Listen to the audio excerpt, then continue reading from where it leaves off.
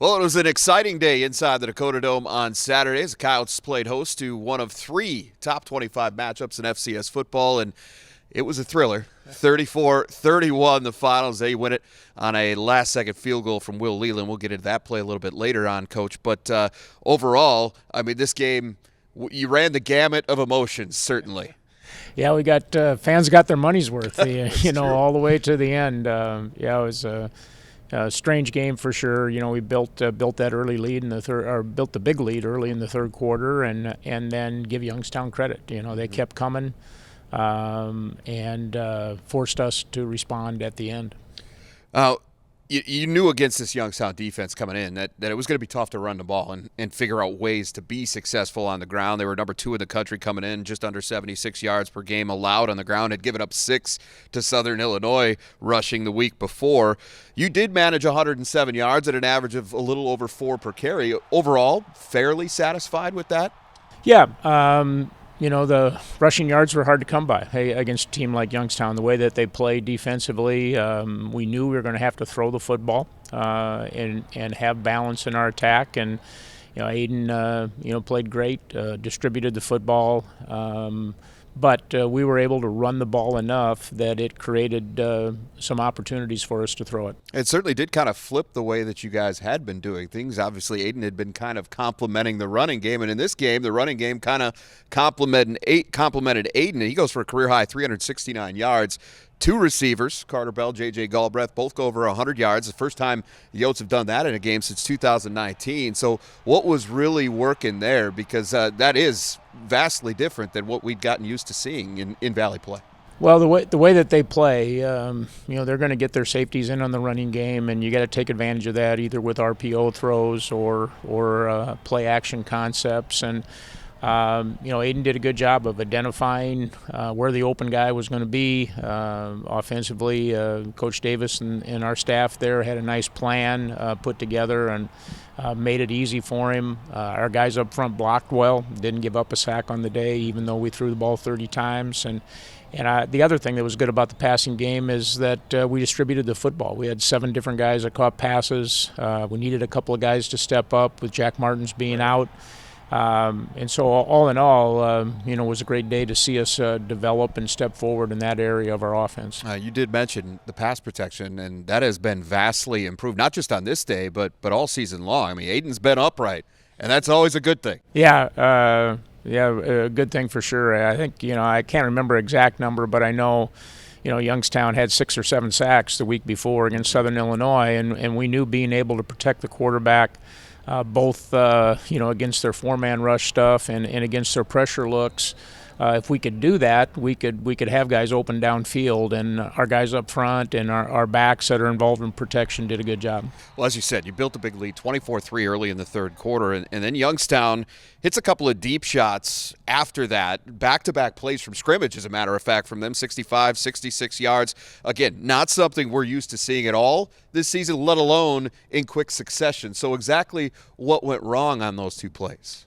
If there was one disappointing thing, that was certainly the disappointing thing, to give up 2 big chunk plays like that. Our defense is really a defense that takes pride in not allowing teams to do that. And, give them credit. The quarterback's a good player. He made a couple of good plays, extended plays just enough to be able to get the ball thrown downfield. And we didn't execute a couple of coverage things the way that we needed to execute to be able to stop those plays. And at the same time, at first one we respond and score, and then they hit another one, and those plays do have a way of affecting momentum, and that momentum did swing a little bit there throughout the end of the third quarter and early in the fourth quarter.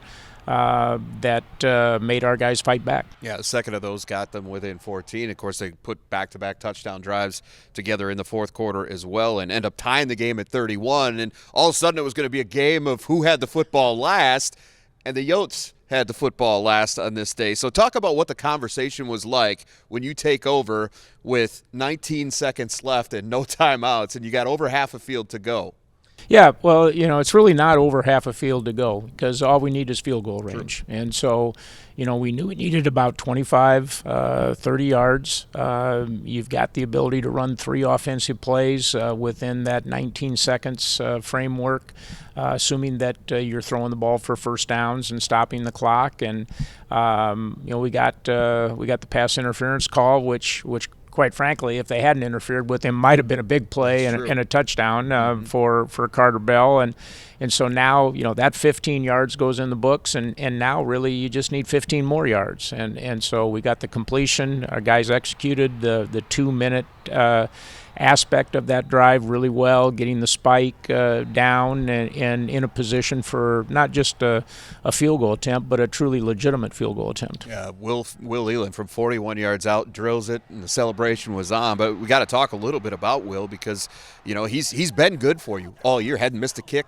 all season at this point, extra point or field goal at all. But this by far and away was the biggest pressure kick that he's had, and he was completely confident, and he put it right down the middle. Yeah, it was a great kick. It was funny. I didn't realize it until at the end of the game and going back through film. His first field goal was almost from the identical spot. Right. So he had 2 field goals on the day from the identical spot. Certainly that helps you build confidence when you know you've hit one from that same spot earlier. But, Will's been a super consistent guy for us. He's worked very, very hard through the year, through the off season. To be a guy that from a offensive standpoint, from a kicking game standpoint, is going to be there. We work on field goal for the game every Thursday. Put those guys under pressure the last play of practice, and he's been 100% on those all year as well. Well, it certainly worked when it mattered. That's for sure, as he lifts the Yotes to a 34-31 win. And by the way, co-special teams player of the week in the Missouri Valley Football Conference this week as well. So good for him on that. But again, we press on. We say this at the end of every one of these interviews because, there's another challenge coming. And you have to go on the road. You haven't had to go very far from home for a while. Yeah. Terre Haute, Indiana, all of a sudden this Saturday. Yeah, big game on the road. Nothing like the Valley from a league standpoint where anytime you go on the road, you're going to face a really good football team and their home environment. We've been fortunate with our schedule. We've taken advantage of our home schedule, and now we got to take good football out on the road and continue to work hard this week, be a better football team. There were a lot of things that we showed Saturday that we had improved on, and we can still improve on some more things. 5-1 South Dakota at Indiana State coming up this Saturday. We'll take a little closer look at that matchup with the Sycamores later on this week.